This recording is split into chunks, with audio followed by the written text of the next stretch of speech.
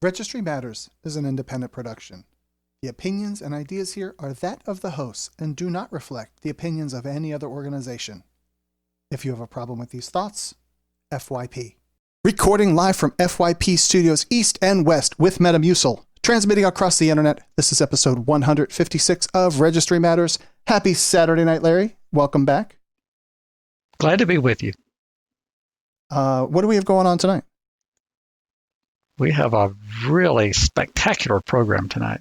Of course we do.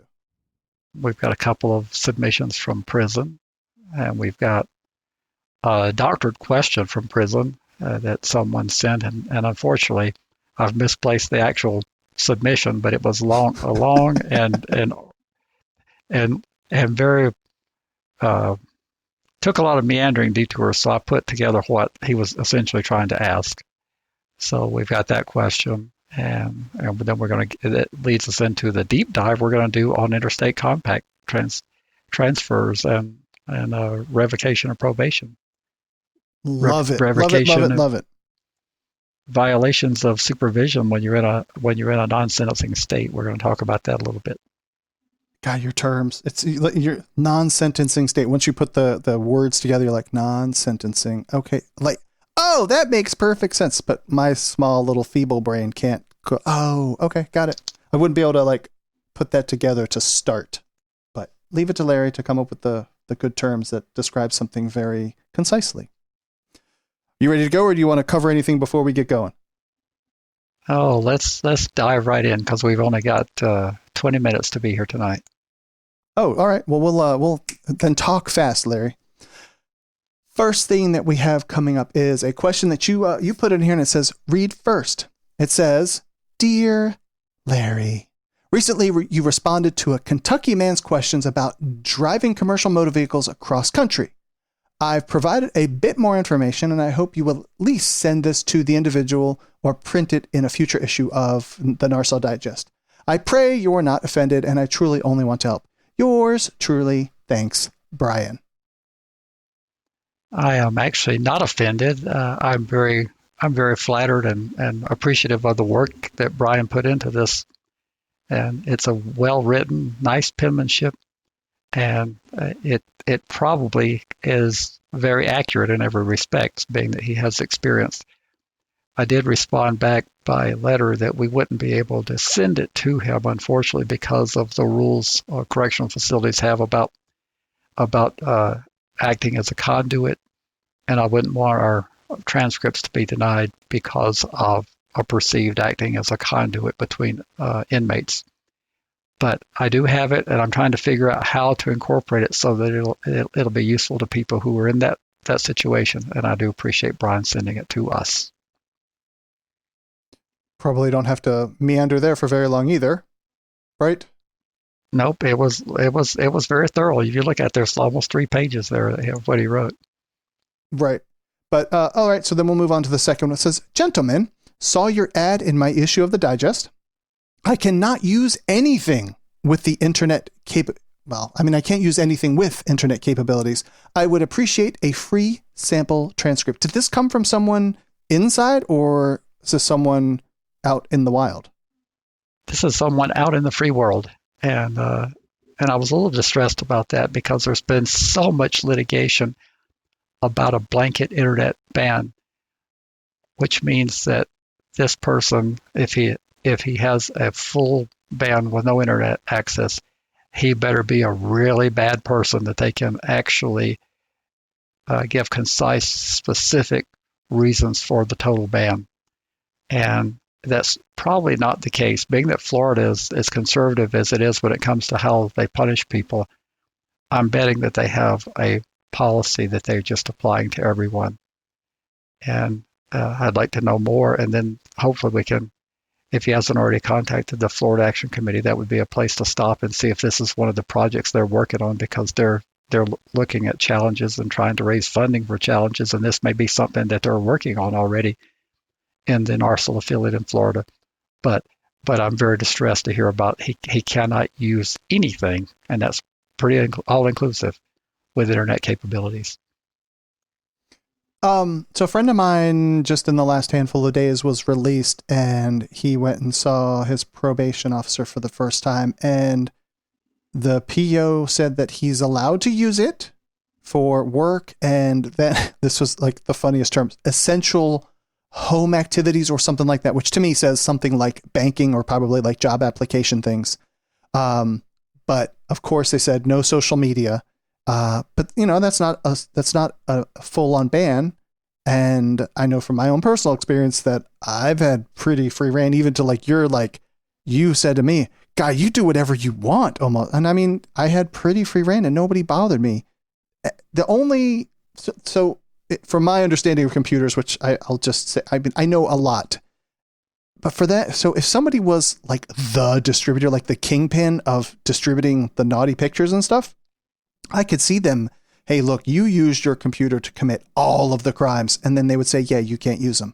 But I can't see why they would do it for everything, for every other just Joe Schmo, for all the miscellaneous crimes that people commit, from urinating to even having a relationship with a minor that didn't require the internet to go about. So why do they then ban you from using the internet? It doesn't make sense.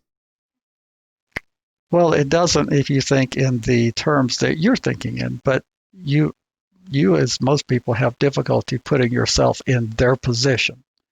And I'm not justifying their position because I don't want to be in their position. But here's what they're faced with. There's things called cameras and news media. And if they start, and the last thing a bureaucrat wants to do is to have to make a decision that's going to be the source of a camera being in front of them, because this is something that's very sensitive to the community. So if you start deciding on a case-by-case basis who should have access and what level of access, when one of those people inevitably messes up, and they absolutely will. We're human, and there will be people who will foul up. Then in comes the cameras.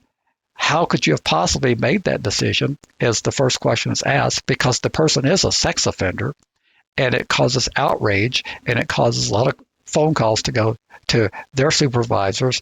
And in a state system, for example, it would be the governor of New Mexico's office who would get a deluge of phone calls after it ran on Channel 13 about how this person was granted access to the internet and they did X, Y, and Z on the internet. It's easier and it's safer, and they need safety. They need safety from community outrage and safety from people screwing up. It's easier to say, if you've had a sex offense conviction, you can't do X, Y, and Z. That is the safest thing from their perspective. That doesn't make it right, but if you think like they do, it makes it right. Well, then make restrictions. I know you guys over there you can't leave the county, and you have like 12 counties in the whole state. And I mean, it leaves you a lot of swath of territory that you can cover. But hey, so don't leave your house, don't use the internet, and just watch television all day. There, now everyone will be safe, and don't have company while you're at it. Okay, well now nobody can offend for anything. Well, I mean, you're eliminating the absurdity of, but I'm telling you how they're wired. Yeah. To them, it makes perfect sense because they didn't have to make a risky decision. How would you determine who would have access to I know you can start with the basics, if they used the internet for their crime, but is only a person who used the internet for their crimes the only person who's capable of ever misusing the internet? If that be the case, no, absolutely not. If that be the case, we would never have any internet crimes. They would have already all been committed. Right. So therefore, in their mind, they are being safe and proactive. And if they have these rules, then it's easier to violate people, because the more rules you have, the more violations are likely to be. The more rules you have, the more violations you're going to have, because people screw up. If you have as many rules, if you look at our behavioral contract here, one of these days we'll have to put it in the program, all the things you can't do when you're under supervision. There's very few people that comply with all of those all the time. Paul makes the obvious statement, says total ban is too overbroad. Yes, of course it is. I bet you if you go back to episode 40-ish, you'll find where we covered a West Virginia Supreme Court, I think, decision that said you can't do this. And we've That is covered correct. these things in multiple places that you can't just say, no, you can't turn on and have the little bits go back and forth and do the modem sound. But so this individual's experiencing this, and the answer I'm pretty sure you'll agree with is they can do it until they're told to stop.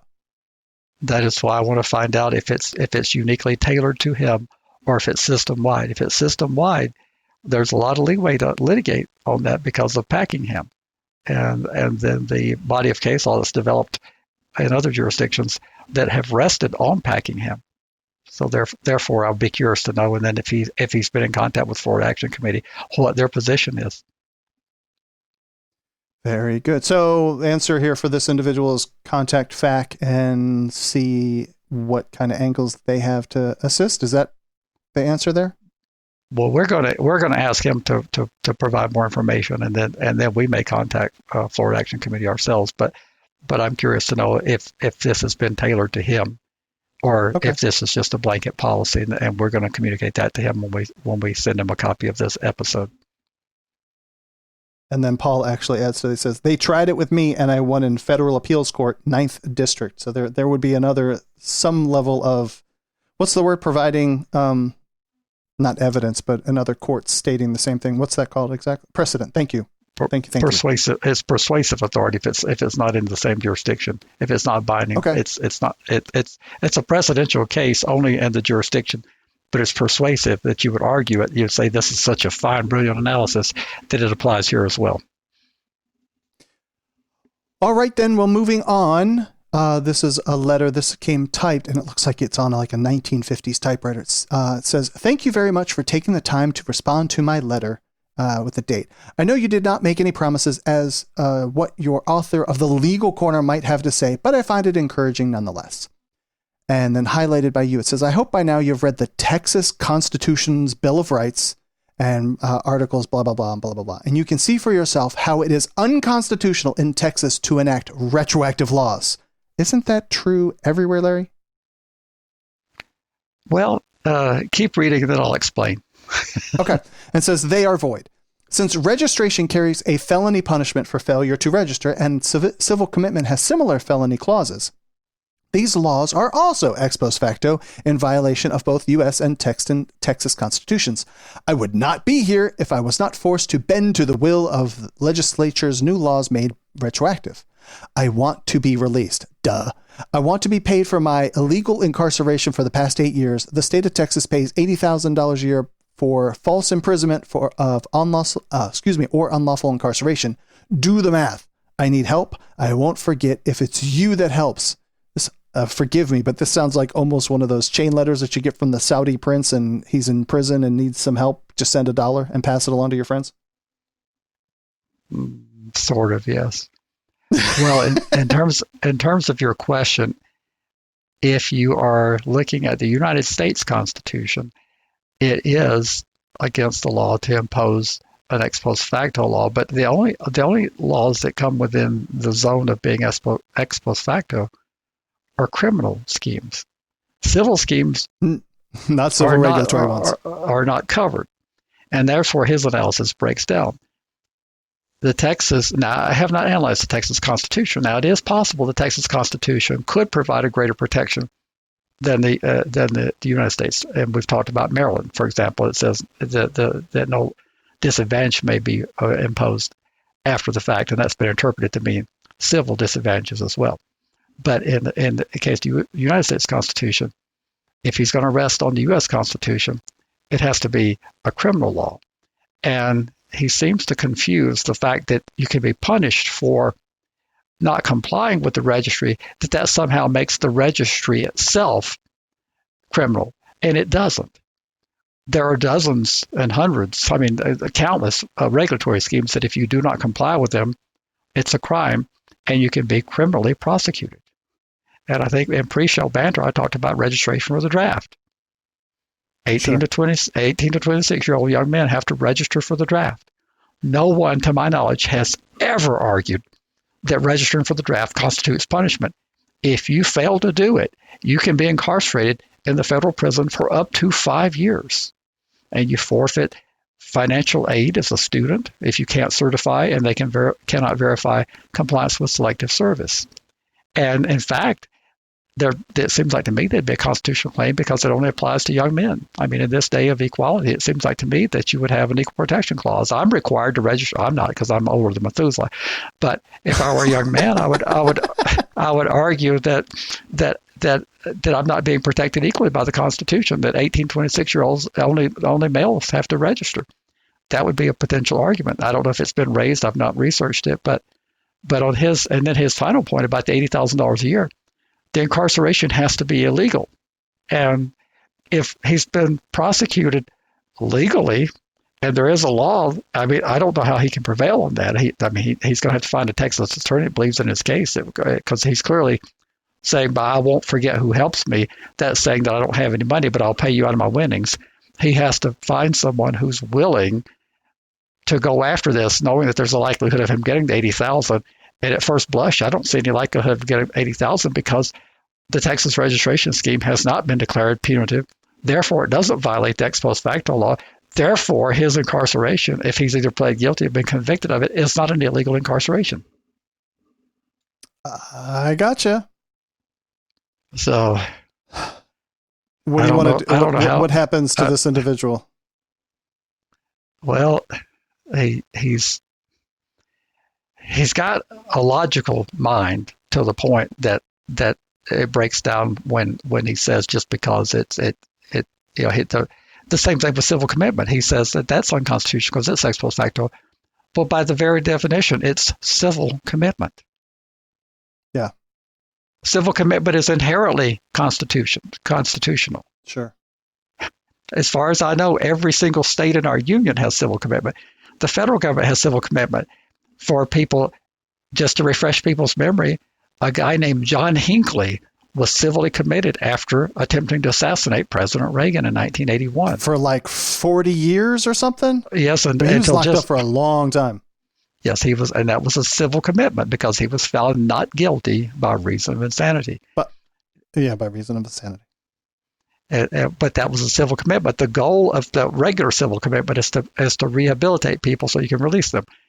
Now, the standards for rehabilitation, we're taking a major detour, but the standards for rehabilitation for someone who's shot a president, as well as Secret Service, as well as D.C. police officers, that is going to be looked at far more carefully in terms of how much recovery has actually occurred before they release someone like that. Someone who's gotten on top of a water tower and threatened to jump, and it's caused the closure of some streets for a couple of hours, is going to get far less scrutiny than what John Hinckley received before he was finally released. And he wasn't released until at least after Ronnie died, and then he has been released, right? Yes. Well, now there were several people who had died. I'm going to try to do this from memory because I didn't actually plan to talk about this. There was Reagan, and there was the press secretary, James Brady. That's where the Brady bill and all that stuff about gun control comes from. And then there was officers, and I remember the name Delahanty, and it seems like McCarthy, and I think there were 5 total, and I don't remember the other one. But many of those people are dead now. And by the time they released Hinckley, Brady and Reagan both had passed. Okay. All right. So we done there? We're done there. Cool. All right. Well, I guess this is now the time to roll up our sleeves and get ready for interstate transfer kind of things. Right? Fantastic. We've been down this road before. We've been down this before. It wasn't even very long ago. I was thinking about it when I was coming back from activities today. I was like, it wasn't that long ago that we covered this, but it's always good to circle back around because this subject comes up all the time. We didn't cover it in the detail we're going to tonight, but we have covered it regularly about interstate transfer. Yep. All right, so let's start things off. It says, I've been reading the Narsal Digest for years now, and I do appreciate the work they do. Having said that, I do have one observation to make. Can't they find someone other than Larry to write the Legal Corner column? He's got to be the most depressing person anyone could ever meet. It doesn't matter how good the news is. He always finds some way to dash our hopes. He's a very strange individual, to say the least. I'm getting ready to be released on parole from prison here in Texas, and I would like to live with my family in Mississippi. It seems to me that I have a right to live with my family since they can provide me with stability and transition assistance. I know Larry will have some wacky explanation that I don't have a right to live with my family. I'm just wondering if you can let me know what I might expect. I don't bother referring this to Larry if nobody else, I don't bother? Maybe I don't mind if no one else can refer to this other than if Larry can respond. It seems to me that being in a supportive environment would benefit society, so transferring me to Mississippi should be a no-brainer.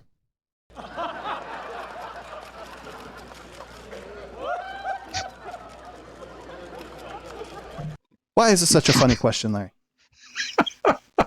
You broke the fourth wall again. You broke the fourth wall again. I cannot get you people to cooperate with me. You're just supposed to roll on. Why is this a funny question? Well, it's funny because it doesn't seem like he likes me. And I don't like you either. And he believes that the greater good of society is what should guide the decision on interstate transfer. And I just find that laughable in America because we're all about the individual. Anybody who talks about the greater good of society is usually ostracized and accused of being some kind of socialist evil. And I think it's funny that magically when it comes to this, the greater good of society is what he wants to rest upon. So that makes it a little bit amusing. Yes, I gotcha. So if he wants to transfer from Texas to Sisamipi, what should he need to know about this transfer process? And stop being such a negative person, by the way. Well, I don't think I'm that negative, am I? God, is being a person knowledgeable on a subject and telling you how shitty and awful and challenging something is, does that make it negative? No, that makes it educated and spot on. And I know that we've received plenty of comments from people that saying that they would rather hear it straight instead of have everything sugar coated. Just the same with me and the attorney that I hired. Don't blow smoke up my rear end and tell me that things I want to hear. If you think it's impossible, then tell me it's impossible, but don't lie either. Tell me that we're in good shape or in bad shape. It's actually a fantastic question, and we actually have discussed it in various bits and pieces numerous times, and we'll just get to bits and pieces tonight because this is a complex issue of interstate movement.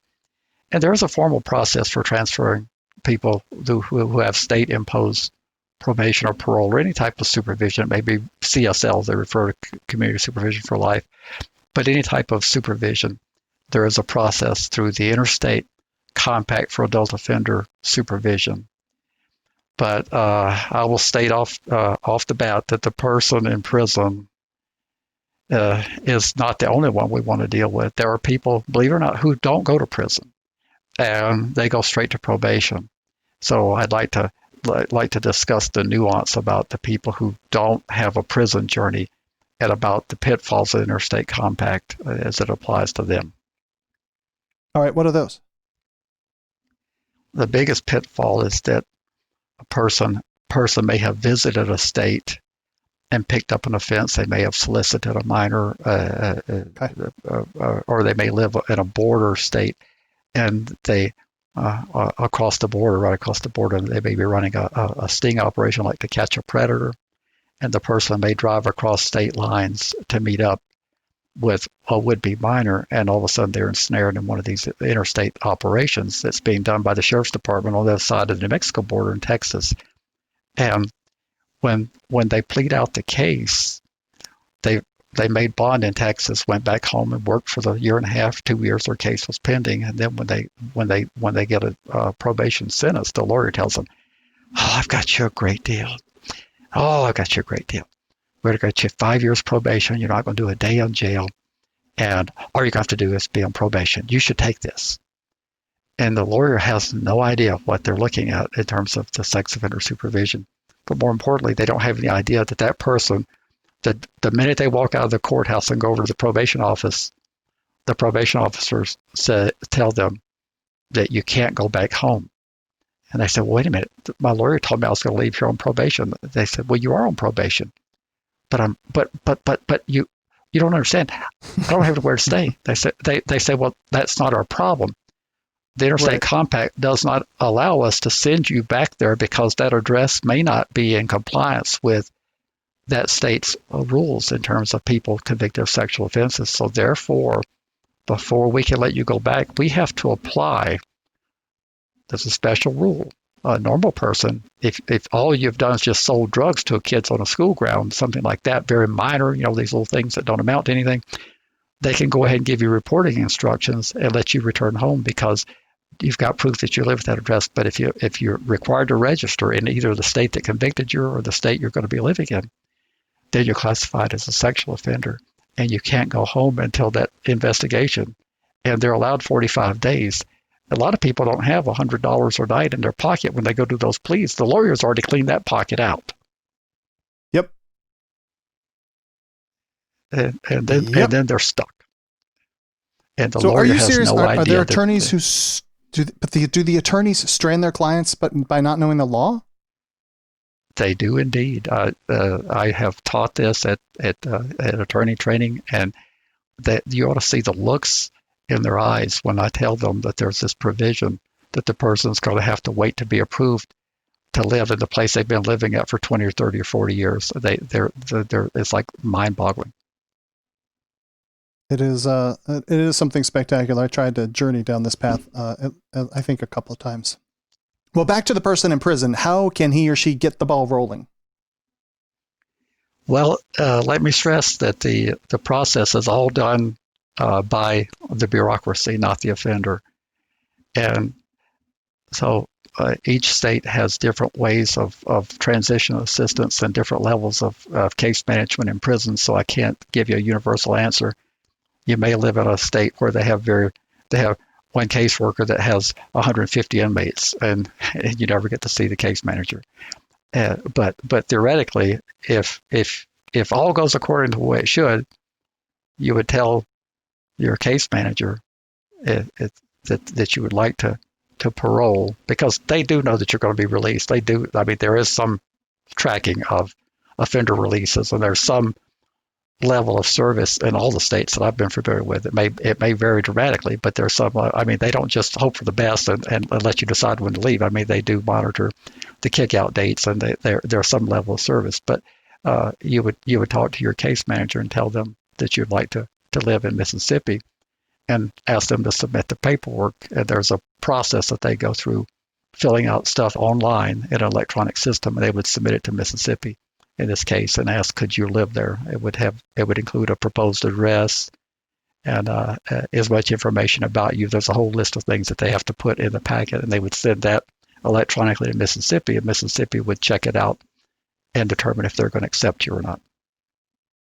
Well, Raiders fan in chat says, yep, that's why you get the attorney to stipulate it in the actual judgment and sentence. I don't think that helps you, because the judge can say it all he wants to from Wisconsin, and then you move to Wyoming, wherever, Minnesota. I don't care.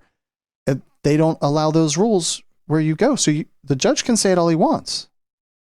Well, I mean, he's making sense, and actually, that's what I try to train the attorneys to be on the lookout for. Is that, but the problem is the judge across in the state of Texas can't bind New Mexico, and the compact is an agreement. It's like a treaty between states, and it would normally between nations be referred to as a treaty. But the states have agreed that this is the process, so therefore the judge cannot override the compact and order that the person be allowed to live there.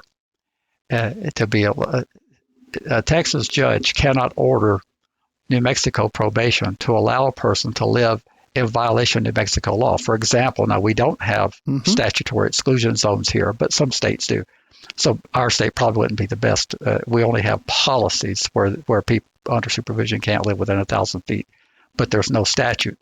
But a judge in Texas couldn't tell Oklahoma that you disregard your 3,000 feet, I think it is, restriction, and you let my offender live there. That judge Oklahoma, in Texas doesn't have that authority to bind Oklahoma.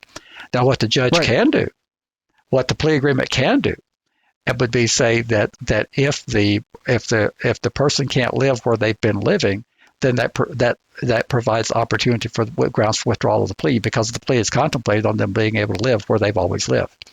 And magically, if you put that provision in there, the prosecution in Texas will get on the phone and they will try to figure out a way to make it happen, because they don't want that plea to be withdrawn. I can understand that. All right. But yeah, I mean, so, the judge in state A does not have jurisdiction over state B. And so what you just said is, then if you make sure that is a condition of you accepting the plea, then that will potentially get the DA to arrange that this is going to work out. But then how does that apply to the destination state accepting it when you actually then make it back to where you came from? I kind of got confused with that question. When you make it back yeah, so you started you live in Arizona, so that state borders you, and you hop on over to New Mexico and do the bad deed, and you are then arrested, and you take a plea deal and you get it to coordinate that says, when you get back to Arizona, that you can live in your pearly white gates. How do you get the exception to be applied that when you get to Arizona, they don't say, never mind, we are not going to do this because this comes from New Mexico and they don't have jurisdiction here? Well, that's exactly what they're going to say. They're going to they're going to that's look a bait at and switch. I mean, you took the plea deal then based on, hey, we called them, we talked to them in Arizona, and they said everything's hunky dory. Great, I'll sign the paperwork. And back to Arizona, they say, sorry, you can't live here. What I'm saying is, though, if it's a part of the plea agreement with Texas, that if Arizona will not let the person live there, that's grounds for withdrawal of the plea. Now, you're going to have a hard time getting someone to agree to that. A prosecutor is going to have the prosecution, the defendant would be happy to agree to it, but you're going to have a hard time getting a prosecutor to agree to that. Because if I'm a prosecutor, I'm going to say, Judge, I can't control what they do out there in Arizona. I mean, he's going to have to deal with that himself. All I know is that if he lives here, these are our rules. He can live here if he wants to, but if he wants to go back there, he's going to comply with their rules. But that's the only way you can really protect yourself, is if you can get a plea that allows you out if you're not allowed to live there. For example, maybe you've had a disabled loved one. You had to care for them. They've been in the place for 40 years, and it's 996 feet from a school, and the rule is 1,000 feet. It is possible that Arizona could give an exception if it's merely a policy rather than a law. But if it's the law, theoretically, there's no exception. I mean, you and I know that there are exceptions, but if you can't ask another state to allow an offender to go there and be in violation of the law, that's not reasonable. Right. Yeah. And then if you did end up on your home state soil and they didn't like it, then you're allowed to go back to, you can just say, hey, never mind. And you can go back to where your crime was then committed. So you go back to the state that you're not familiar with, but you still don't have any place to live. Now you're a person that doesn't have a home. That unfortunately happens. That sucks. I'm just, there's a movie with Tom Hanks called, God, I can't think of the name of it. He's in the air. He's doing international travel. It's called Terminal. And while he's in the air, there's a revolution in his country, and his country ceases to exist. So then he's stuck in immigration, and his passport's no longer valid. So now he's just stuck in the terminal because he doesn't belong where he came from. That's some bullshit. I remember that. He's not a person anymore. Right. He just how you can't make it through immigration and you can't go home. What do? You just live in the terminal, I guess. At least you're not paying sales tax on everything, right? Well, would you be paying tax on the terminal? I think it's duty free. I'm not saying that this is a reason to go there because usually everything is incredibly expensive. I guess let's move on to who sets the conditions of supervision and which registration requirements control. God, this question always kills me, Larry. I think a person only has to register once per year in Texas, and everyone registers quarterly in Mississippi. Can you help me and everyone else understand this? Well, it's easy. The registration scheme, since it's regulatory in nature, it will be in Mississippi, will be the controlling or whatever state the person lives in. So they could care less about if you had a 10-year registration period in Vermont or Texas or once a year. That is of no use to them. it will not come into the equation. So you register in conformity with the requirements, just like you would when you take your clunker vehicle from one state to another. You'll pay the registration fees based on whatever their formula is. You'll inspect it based on whatever their standards are for safety and or auto emissions, and you'll comply with that state. And that's the same thing on registration. The registration of where you would have been had you not transferred, you need to leave that in the rearview mirror. But probation, your supervision requirements may come into play where you go. They absolutely will come into play where you go. Your supervision requirements will be controlled by both states. Now let's clarify. The duration of your supervision is controlled by the state who imposed it on you. Okay. So it's where your crime was committed. So that's correct. So if you have 10 years of supervision when he leaves Texas, he'll have 10 years of supervision when he gets to Mississippi. That will not change. The conditions that Mississippi, either through the parole board or through the court, those conditions will follow him to Mississippi. In addition, Mississippi is allowed under the Interstate Compact to put special conditions on him that were not given to him in Texas. They may be completely something that Texas doesn't do, and it will not enlarge the period of his supervision. But he might have, in Texas, not have had a curfew. He may find himself in Mississippi with a curfew because that's what they do for people who have that type of conviction. They're allowed to do that as long as it's consistent with how they would supervise a similarly convicted offender in their state.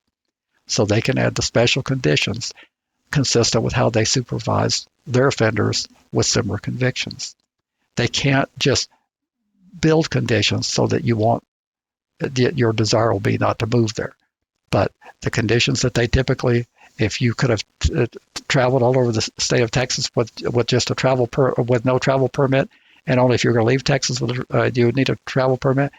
If you get to Mississippi and they say you can't leave the county without a travel permit, that is what controls you. Whatever they require there is what the conditions are they allowed to add to what came with you. But the conditions that they're imposed in your sentencing state, they follow you. They don't go away. And that's what too many people, they've been in prison and somebody was there from one of the more progressive states and they hear that things are not so bad there and they say, well, I'm going to want to move there, and they move there, and then they get there and they say, well, people here get 3 years supervision. I've got 5 to 20, and yep, guess what? Mm-hmm. You still have 5 to 20. And they said, but this is not fair to me. I was convicted, and you guys are treating me. No, we didn't impose this on you. We're just simply acting as an agent for the state that imposed it on you. You have that period of probation, that period of parole. We don't have anything to do with that. And then they think that the conditions that they were imposed on them don't follow them. The Interstate Compact is clear that the conditions do follow you. Now, I can't tell you that humans are, if you get to a state that they find something shocking to conscience, that they just wouldn't impose that. I can't tell you that they're going to vigorously enforce conditions that they think are ridiculous, but they're technically obligated to. Can we noodle around that for a minute? That the way that I sort of try to understand it is that the state that you are now moving to, they are doing the state that you came from kind of like a favor. And, hey, so one person moves from state A to state B and somebody else moves state B to state A. So, hey, look, I scratched your back, you scratched mine. But they're kind of doing a favor to then take over the supervision for the state that is sending the person. Is that fair? That's completely fair. That's what they're doing. So if they want to, as you were just describing, if they have much more strict requirements of supervision, of checking in, of how often they check on you, then that's their prerogative to do that in their state. That is correct. And you cannot go back and complain and say, well, when I was in Vermont, they only came out every 3 months. They will say, well, you could have stayed there. Ready to be a part of Registry Matters? get links at registrymatters.co. If you need to be all discreet about it, contact them by email, registrymatterscast@gmail.com. You can call or text a ransom message to 747-227-4477. Want to support Registry Matters on a monthly basis? Head to patreon.com/registrymatters. Not ready to become a patron? Give a 5-star review at Apple Podcasts or Stitcher. Or tell your buddies at your treatment class about the podcast. We want to send out a big heartfelt support for those on the registry. Keep fighting. Without you, we can't succeed. You make it possible. All right. Well, then, we've talked about this a whole bunch of times. Are you saying that a person doesn't have the right to live in a state of his or her own choosing? Part of the beauty of the United States is that we have the freedom to move about, and like state borders kind of like don't mean anything. You just, hey, let's just go to Chattanooga for the weekend and we just go up to Tennessee. Like we can't just move about with that freedom. Not while you're being punished. You can't. You lost some of your rights while you're paying your debt to society. And the freedom of unlimited travel is one of those freedoms that's curtailed. You'd have to acknowledge that supervision becomes more and more difficult as a person moves out from the zone of the supervising authorities. Therefore, the mobility is very limited. In some cases, the supervising authorities provide a lot of freedom. I've said that and remarked that over and over about your supervision, but it's not a right that you can assert. You were getting privileges. Right. And I always greatly appreciated them, and I would only ask for them when I needed them, and I wouldn't ask for anything else. And I tried to stay as far away from them and always comply just to keep them off my ass as much as possible. So they were like, nah, man, this dude's perfectly fine. We don't need to check on him. Everything's great. Hunky dory. Okay. I recall you saying that many of the states impose a fee for submitting the application. Is that true? It's $45? No, not 45, but it could be like $250, I think. You're right. That was the high one. I've got a chart, and it's available on the Interstate Compact for Adult Offender Supervision website. There's a fee schedule, and I last pulled it 2017, and I can just about guarantee that none of the fees have been reduced. Some of the fees could have gone up because states are struggling for revenue, and the states that believe that you can't raise taxes for any reason whatsoever, they look for ways to fund government, and this is one way to pass it on to the offender or their family. So the fees are some states zero, and some states as high as I think $250, $300. And you just have to figure out. And in this particular case, I looked at it, and it doesn't appear that Texas charges a fee. Now, if he were going the other way, Mississippi does charge a fee for application, but Texas does not. So he will not have to pay a fee unless that has changed since my last schedule was pulled. Interesting. And this again kind of puts somebody in a pickle that the person is not from this state where he is currently residing. And to get out, the person potentially has to pay a fee. For this particular case, no. For this person in Texas, no. Trying to get to Mississippi. And so now they're putting out money potentially for a hotel. They've had to hire an attorney, and now they also have to throw in some order of a couple $100 to try and get out of where they don't want to be. And it could take them some 45 days to get out of there. Isn't that a catch-22? It is a catch-22. So you got to pay for the privilege of having your application. Now, of course, if to the extent scrutinized. To the extent that I can influence public policy, if I were a corrections official, I would always testify before the legislature. We want to never have a fee. We want to get rid of just as many as we possibly can. Sure. But that's not the universal attitude. So you have to pay a $250 fee in some instances. You're spending anywhere from, I guess you can still find cheap hotels in the $59 to $79 range, but you're probably paying $100 a night for a place to stay, and you're anxiously awaiting. And since the proposed state has 45 days, and they do not generally want an open door to out-of-state PFRs, they're going to take a lot of that 45 days, if not all of it. So you could be doing this for some time, and if they turn you down, you're back to square one. You have to come up with a new plan and deal with why they turned you down. If the residence was not a conforming residence, you've got to find something else. So you could be stuck while you're looking for another residence. Now, remember, you don't live in that state because you're stranded in the state you didn't want to be in. You're not connected to. So you've got to find a residence that complies, and you've got to be able to fund that while you're funding the one where you're waiting. Mm-hmm. You have to admit that that's bizarre. It's definitely bizarre, and now you're stuck like Tom Hanks in Terminal, where you don't want to be where you are, and you can't get to where you want to be, and you're just stuck in the Twilight Zone. Hey, but Charles and Chet just really, like, I had never considered this, and only a person like you, Larry, would consider this. Many states house their prisoners in other states. What happens here? I mean, you're not even, like, I mean, I guess you've been released, but now you're potentially not even in the state where your conviction occurred. Or would they transport you back to where you came from, where your conviction occurred, before they open the gates on you? It would be my guess. Now, that's such a great question. Even I haven't thought of that.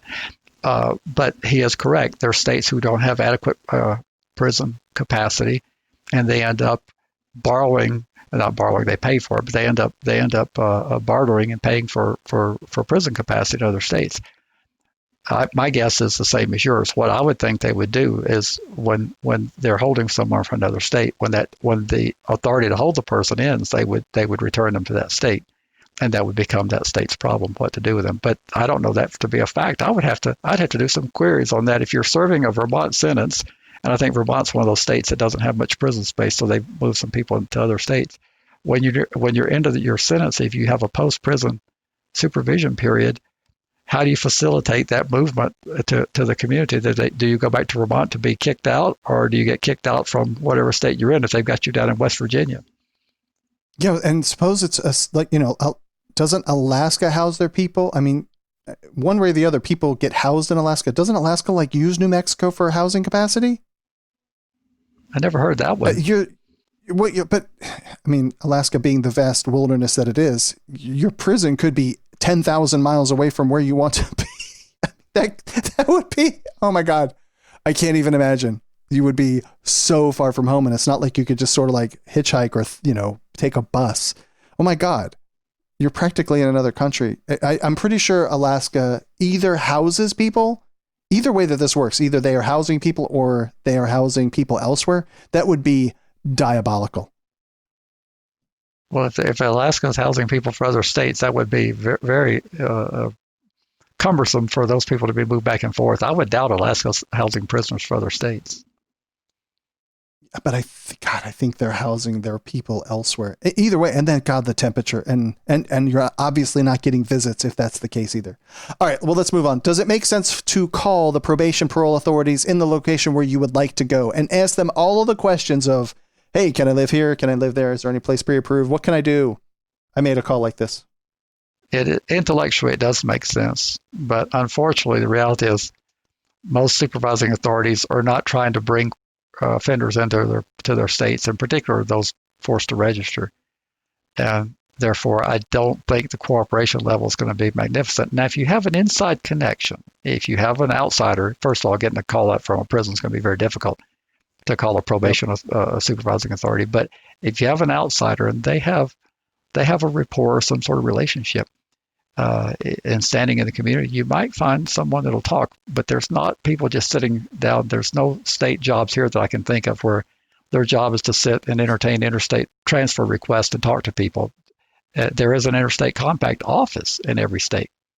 And theoretically, they can answer questions, but they are answering questions from the states themselves, not from the offenders. And when you call them, they can be a little bit snarky because they don't deal with individuals. But people do resort to calling Interstate Compact offices.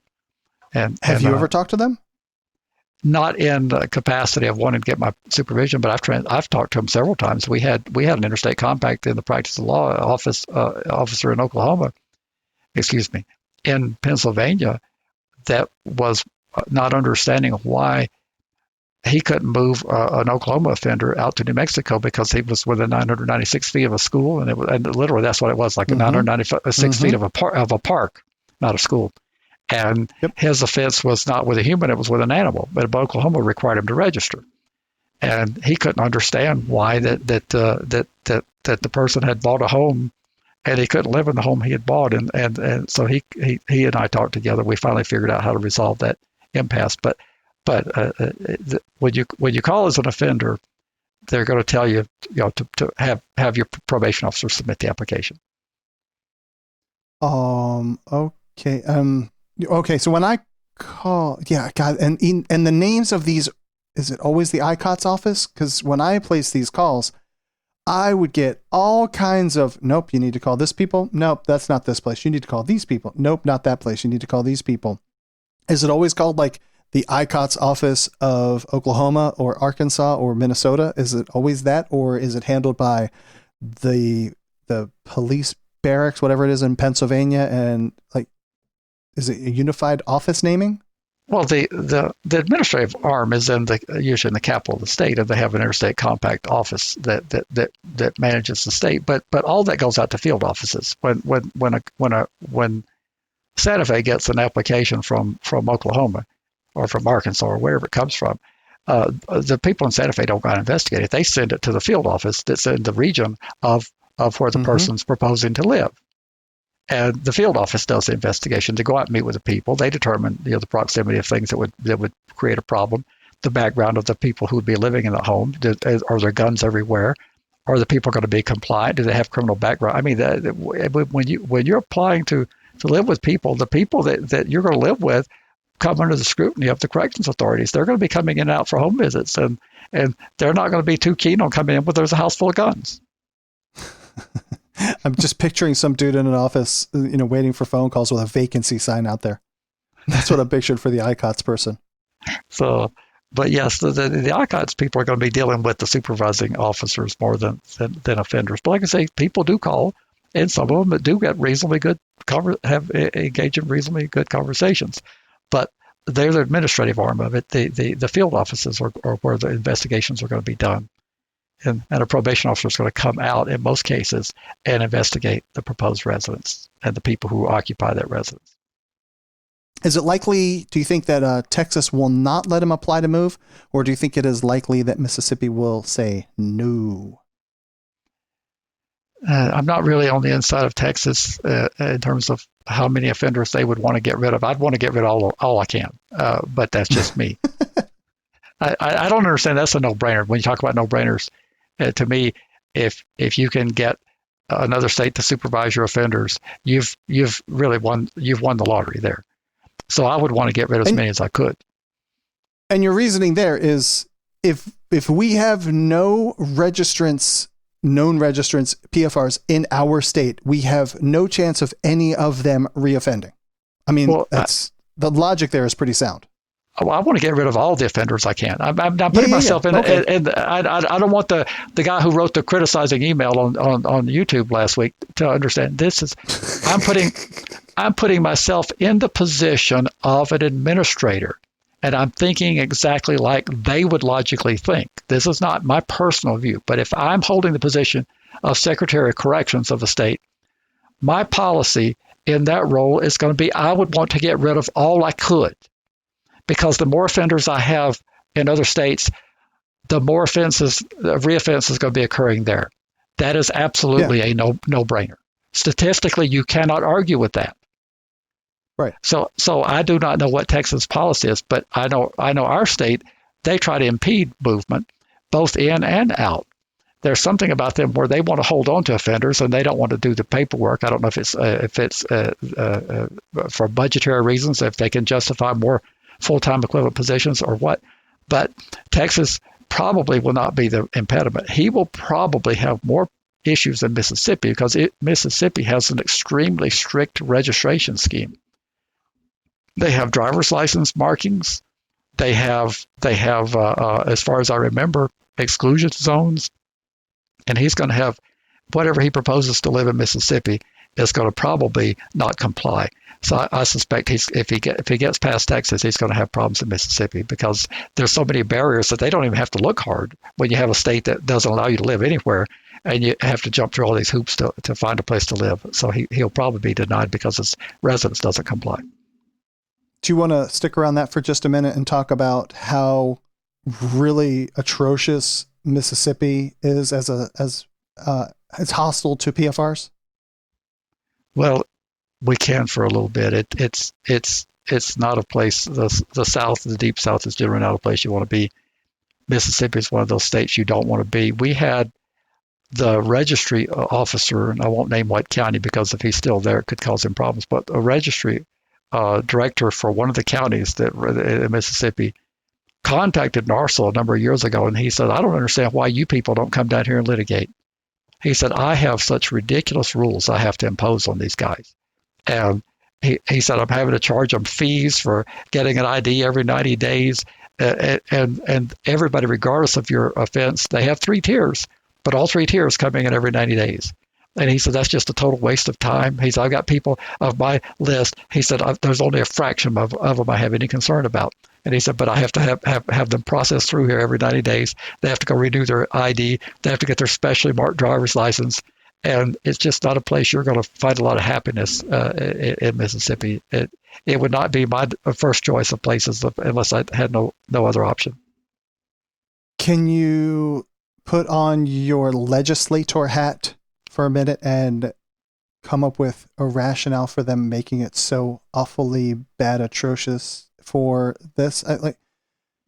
You could look around at your other 49 state peers and see what works and doesn't work, but to just put the screws to people just because you can, I can't really see how it makes much sense to put all that burden on the administrative side of the registration office to try and handle all of those people constantly coming in every 3 months.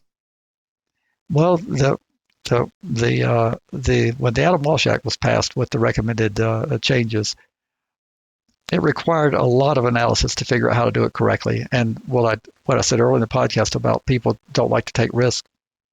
And so trying to figure out which offender belongs in the tier based on the offense and the nuances of the offense, because the age of the same offense can be a different tier depending on the age of the victim.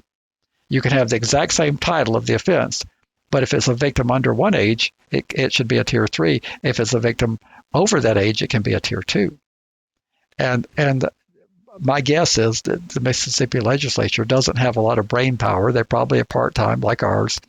And the law enforcement put this scheme together and said, this is what we need to do to be AWA compliant. And they have been deemed substantially compliant with AWA. And nobody gave a lot of thought. When the proposal was presented, there was no one in the room that had any objection when it went through committee process.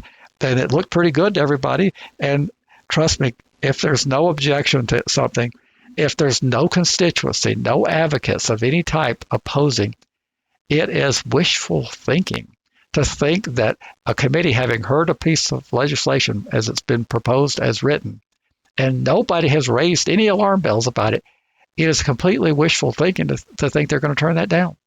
They're going to say, oh, well, even though nobody has any problems with it, I do. It doesn't work that way.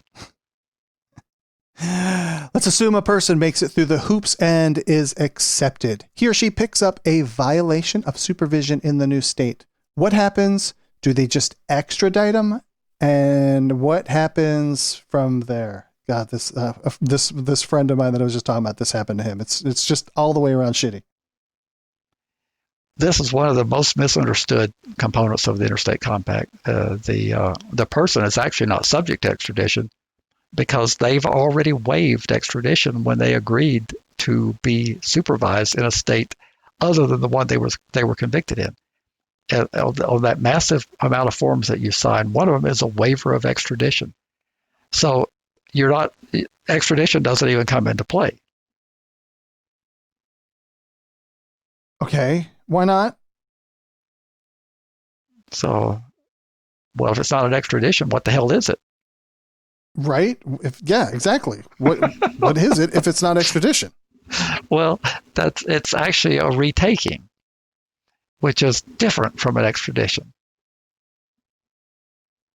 Okay, and so you always get hung up on semantics and terms, and you want to be hyper-specific. No wonder people get so frustrated with you. What is the difference between extradition and a retaking? You still get hauled back to the original state, so what's the difference? Well, there's a big difference. an extradition, you're right. You do potentially get hauled back to the state. An extradition can fail, and a retaking can fail. But the scope of an extradition inquiry is so different than a retaking.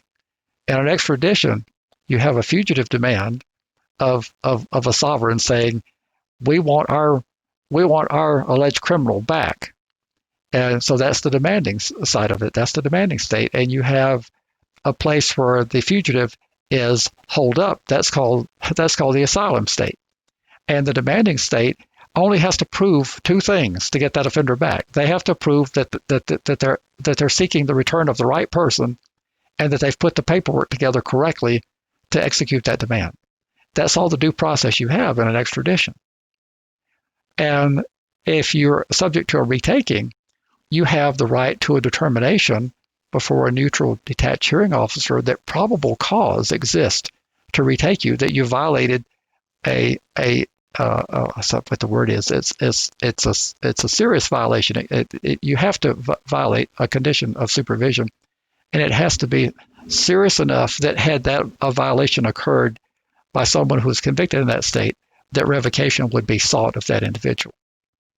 And so if a person violates curfew, and they wouldn't normally seek a revocation in Georgia cannot try to force a revocation from an out-of-state offender for that. So it has to be a significant violation. And you're entitled to a showing of probable cause in a hearing before you have to go back to the state that you were convicted in.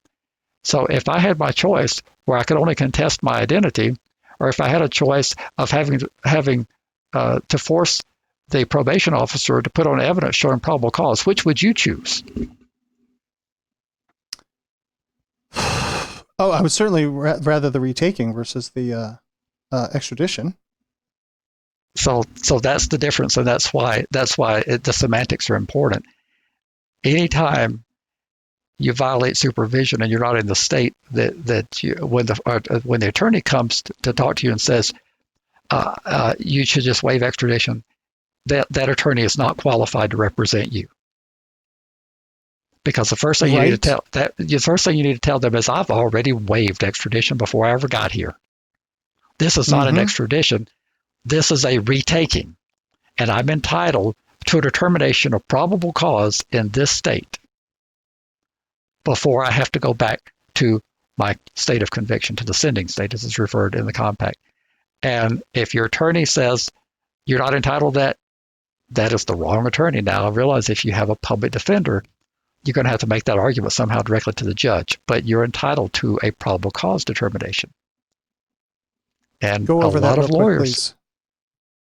Well, it would be a convened hearing where the probation officer would put on evidence of what the violation was. You're entitled to notice of the date of the hearing, what the alleged violation is, and some kind of scope of what the evidence is. They're going to a witness list of what they're going to use against you to establish the probable cause. And you have the opportunity to call witnesses, to cross-examine their witnesses. It's a regular adversarial process, unlike the extradition, where they're showing a proof of identity. And the judge asks, "Is this you, Andy?" Well, I'm looking at it. Yes. I'm looking at this picture here. It looks a lot like you. Bailiff, take his fingerprints. Let's run him through the APHIS and see if it's the same person. I mean, that's the issue. That's the scope of the inquiry for the extradition. But for this, does it rise to the level of being a significant violation of supervision? And is there at least a showing of probable cause that it doesn't require? Remember, it never requires proof beyond a reasonable doubt to revoke your supervision because you're already convicted. But there has to be some evidentiary process and some confrontational process allowed. And without that, you can't be forced to return to the state that convicted you. And they hand these people these things to sign all the time to waive extradition. And it's wrong, because the only way you're actually supposed to be able to waive your retaking, your probable cause hearing in a retaking, is to admit to one or more violations of supervision as a part of that waiver. And you would never want to admit to anything unless you want to be revoked. If the state is willing to come pick you up and take you back, the chances are real good you're going to do some jail time at least, if not going to prison. if they have to incur expenses to go to Florida and pick you up to take you back to Oklahoma, even though it's the extradition, the transport company, somebody needs a little bit of skin out of you for all that trouble. So you don't want to go back there and have that revocation hearing, because when you get back there, they're not going to care that you didn't have a probable cause hearing. They're going to want to go straight to the revocation, and you're going to have a hard time arguing about your probable cause determination, because the officers that would have testified at the probable cause hearing, they're back in the other state. They're not going to be there, and so you're going to end up in a revocation, and what they're going to offer you is some kind of deal to admit to the violation, and they're going to make it sound really sweet, so you'll sign off and admit to the violation without them having to bring witnesses in, because if you don't admit, they are going to have to put on some evidence, and it's not necessarily the strong as evidence as they'd have to put on if it was a trial of the merits, but they're going to have to put on some evidence of the violation, which is usually your admission. Does the Interstate Compact include out-of-state offenders from U.S. territories such as Puerto Rico or other countries, or just the 50 continental states?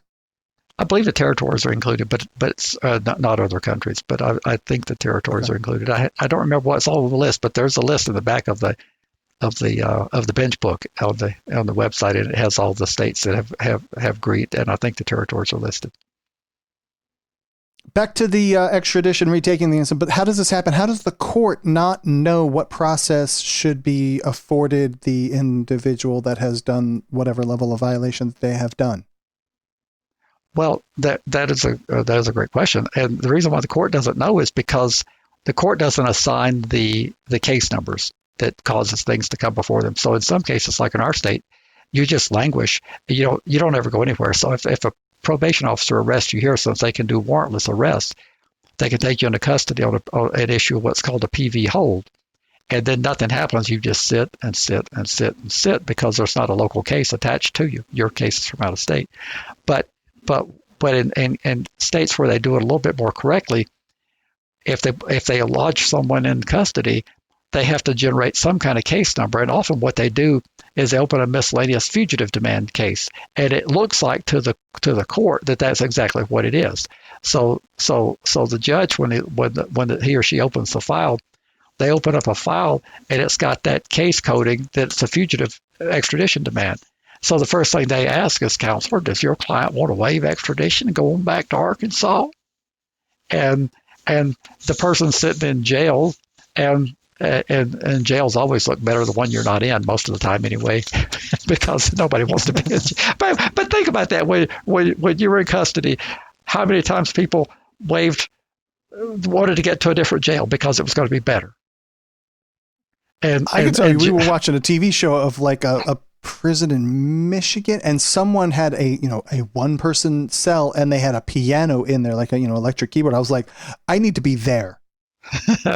So, well, anyway, people find themselves in these dungeon jails, and they just go ahead and agree to go back, and they waive their due process, and they sign the extradition. And as far as the court is concerned, since no one's raised an issue, the offender doesn't know that it's not the correct process. Neither does the lawyer. Yeah. And the case looks like an extradition, so the person signs their extradition. The state's notified that they can come pick the person up. And that's the way it happens. All too often, people get hauled back, and they shouldn't have. They would have been able to extinguish the violation if they had pushed for a probable cause determination. And it's so sad, but it happens all the time. Tell me about your guy. What happened with your guy that you said that this happened to? I want to be as loose and abstract as possible. But what I understand is that his brother brought by his kids to see his parents. So he was staying with his aunt and uncle, and that caused the violation, that he was near children. And I'm pretty sure they extradited him. He paid some large sum of money to have an attorney represent him. And I don't know quite all the details beyond that, other than him paying for an attorney. And I mean, maybe he was trying to do the due process thing to try and defend himself, but he ended up and then maxed out. They brought him back to Georgia, and he finished out his sentence and spent another additional 2 years locked up. So he did hire. Where was he supervised at? Texas, Yes. and he hired a Texas lawyer to try to defend him on the retaking. I believe so, yeah. I'd be curious to know if the lawyer called it an extradition, because that would tell me that the lawyer probably didn't have the proper preparation and understanding if he referred to it as an extradition. I have prepped him that he might be a guest for you to inquire about, to see what went down and try and do further, not specifically for him because his has already passed, but to educate for the future of people that may end up in this condition. So, well, it's all too common. Yeah, I can only imagine, because none of us know this crap, Larry. Like, none of us. We almost need to have some sort of like internet bot run around and catch people that are on a blotter somewhere that have done like a revocation, that we can then try. I know this is impossible, but try to reach out to try and advise them. It's impossible. Yeah, no kidding. Someone says stay away from Texas in the chat. Definitely. So, well, that is why I am here. Yeah, I got a button for that. You know that? I got a button. That is why I am here. Wow. All right. I don't think we have time to do any articles, Larry. We are running short of time, aren't we? We are. Let's cut it short, Larry. Visit registrymatters.co. That's the website. And wait, before we do that, we do have a new patron.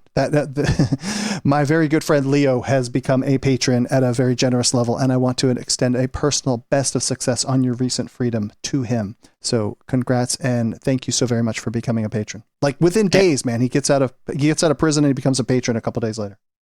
And that's fantastic. And we do have a super patron's question.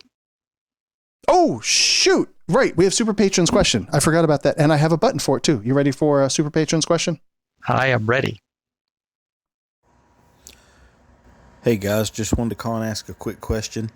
Larry, if you could, would you explain the differences between cases that are dismissed with prejudice and without prejudice? I seen in the recent ex post facto case that was dismissed in Florida that it was with prejudice. Could you explain maybe what that means and what that means to the case and maybe the differences between the two? I really appreciate it. And as always, love the podcast and FYP. Take care, guys. Interesting question.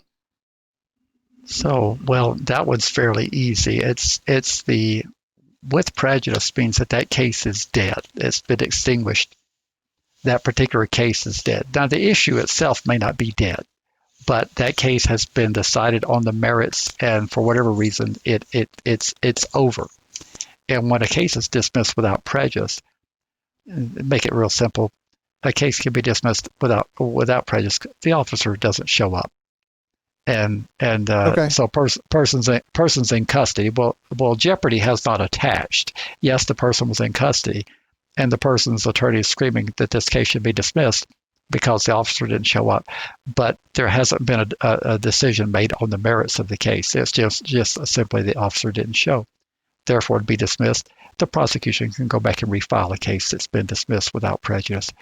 But if the officer did show up and a decision was made and it was adjudicated on the merits, then it can't be rebrought again if it's an adverse decision. So this case, I have no idea which case he's talking about, but it means that case has ended, that they cannot refile it, that jeopardy has attached, and it based on the merits, the case is over. All right. So prejudice means dead. Not prejudice means it could be brought up again.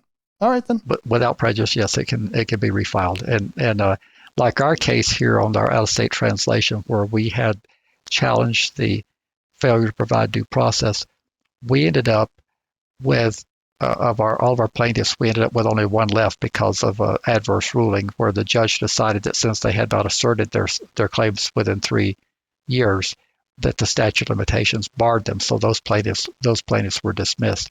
We ended up with one. He moved out of the state. So we ended up with somebody who didn't have a controversy because he was no longer being required to register under New Mexico law. So that case was dismissed without prejudice. We could refile that case with those issues because we have litigated them on the merits, and we are about to do that probably early in 2021. But that's the difference. We can refile. All right. So then I'll try to do this again. All right, I think we're done. Are we done? We are. So how do people right. support? How do people find us first? Where do they find this podcast at? Find us at registrymatters.co.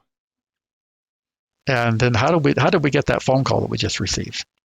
Well, that was actually, he recorded on his phone as a voice memo and emailed it in, which is awesome because it sounded so much better than a phone call, Larry.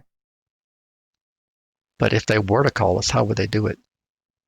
All right, that's 747-227-4477. 747-227-4477 is the phone number to reach the podcast, and say FYP at the end or I'm not playing it. All right, and then if you want to write to us, you can do it on YouTube in the comment section.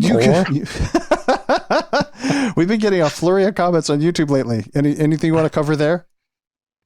Well, I was wanting to play that clip tonight. We may play it next week, but I wanted to play that clip because the person did say that we took a position about herd immunity.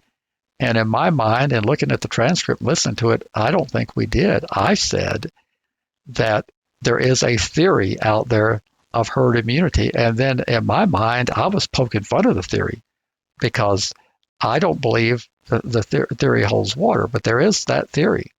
And I said, but yes, this would constitute a real-time lab experiment because the people in prison, the prison population is relatively stable, and once the infection has made its way through the prison, theoretically, that immunity under that theory would exist. And so those who didn't die, which would be a tragedy because people in prisons, we talked about it. I think we even gave the number of how many people had died in prisons. But those who didn't die would theoretically be immune. But then I said, how's that working out for us? I posed that as a question. I don't think we did you take a position? I don't recall doing. I said it would be a great natural experiment to actually figure out what it is. I mean, this is a perfect natural experiment to figure out if herd immunity does work because you have a confined population that pretty, like you said, stable. And you have a smallish number, 500,000, 2,000 people in most prisons and jails. Yeah, it would be a perfect way to find out if we could achieve herd immunity. And I'm going to go with it hasn't worked out so well. Well, like I say, I thought I was poking fun of the people who were the proponents of that theory. I did not know I was endorsing it. If I did, it sure was news to me.